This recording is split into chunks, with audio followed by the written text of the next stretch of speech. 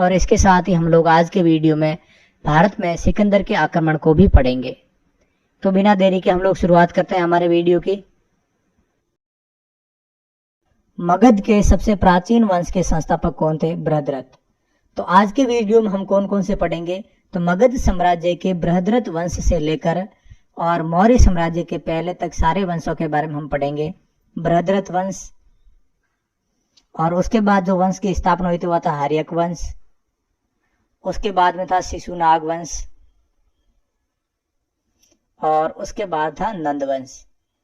और नंद वंश के घनानंद को हराकर चंद्रगुप्त मौर्य ने मौर्य साम्राज्य की स्थापना की थी मगध साम्राज्य में।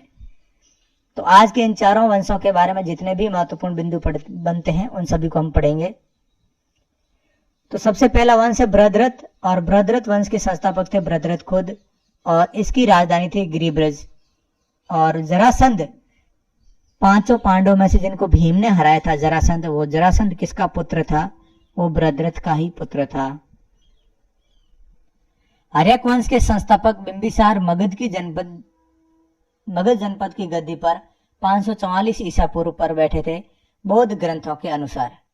तो बौद्ध ग्रंथों के अनुसार हर्यक वंश के संस्थापक बिंबिसार जो मगध की गद्दी पर कब बैठे थे? 544 ईसा पूर्व में, और वह बौद्ध धर्म का अनुयायी था। बिंबिसार ने ब्रह्मदत्त को हराकर अंग राज्य को अपने मगध में मिलाया। तो हर्यक वंश के संस्थापक बिंबिसार ने किसको हराया? तो वो अंग राज्य के ब्रह्मदत्त को हराया। तो ब्रह्मदत्त को हराकर उसको मगध साम्राज्य में मिला लिया। आगे देखते हैं, बिंबिसार ने राजगृह का निर्माण कर उसे अपनी राजधानी बनाया। तो राजगृह को मगध की सबसे पहले राजधानी किसने बनाया था? बिंबिसार ने।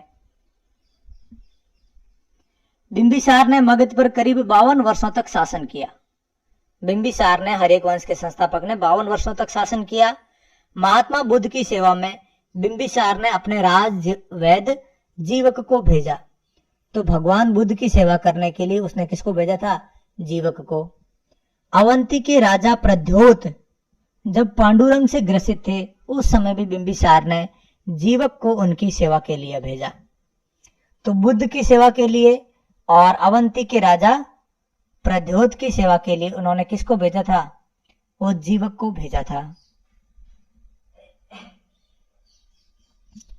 बिंबिसार ने वैवाहिक संबंध स्थापित कर अपने साम्राज्य का विस्तार किया। तो बिंबिसार ने अपने साम्राज्य के विस्तार करने के लिए क्या किया था? तो वैवाहिक संबंध स्थापित किए। और वैवाहिक संबंधों में उन्होंने कौन कौन सी? उन्होंने 3 प्रमुख शादियां की। पहले उन्होंने प्रसेनजित की बहन महाकौशला के साथ शादी की थी। उसके बाद उन्होंने वैशाली के चेटक की पुत्री चेलना से शादी की थी। और उसके बाद में मद्र यानी आधुनिक पंजाब को पहले मद्र कहा जाता था, तो मद्र की राजकुमारी क्षेमा से शादी की थी। तो प्रसेनजित की बहन महाकौशला, चेटक की पुत्री चेलना और मद्र देश की राजकुमारी क्षेमा के साथ। बिंबिसार की हत्या उसके पुत्र अजातशत्रु ने कर दी। बिंबिसार की हत्या किसने की थी? उसके पुत्र अजातशत्रु ने। और अजातशत्रु के बारे में एक और पॉइंट याद रखेंगे, पहली बौद्ध संगीति किसके समय हुई थी? राजगृह में अजातशत्रु के समय हुई थी। और वो 493 ईसा पूर्व में मगध की गद्दी पर बैठा। और अजातशत्रु का उपनाम नाम क्या है?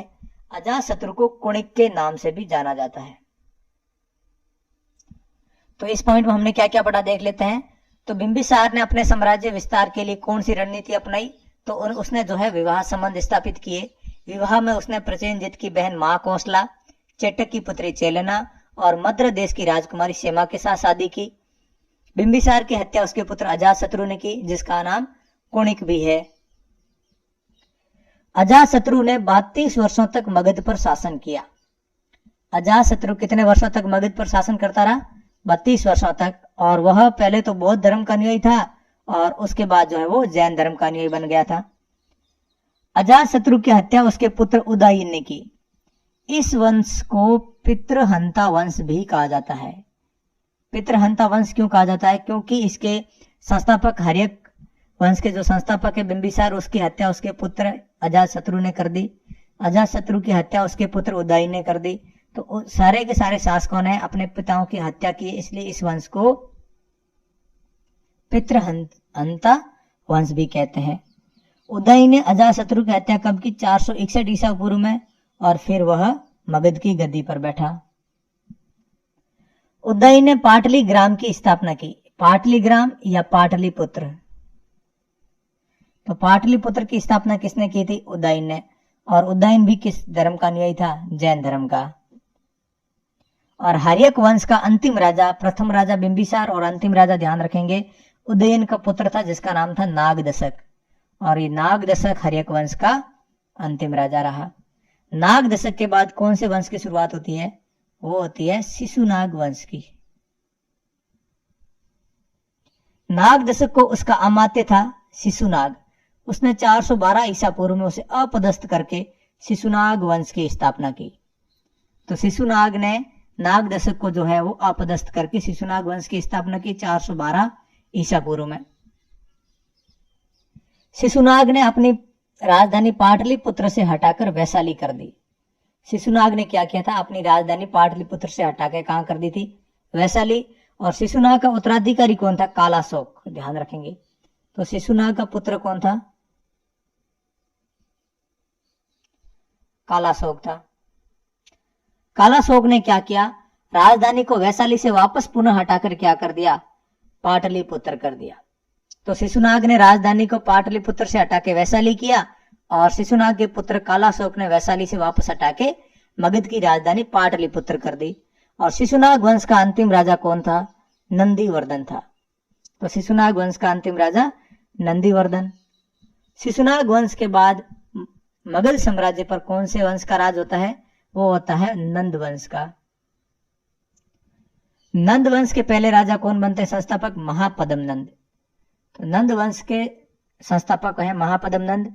और नंद वंश के अंतिम राजा कौन है? तो अंतिम राजा है घनानंद। तो हमने चंद्रगुप्त मौर्य की सीरीज या मूवीज में जरूर देखा होगा आपने कि घनानंद के दरबार में एक अमात्य रहते हैं जिनका नाम है चाणक्य।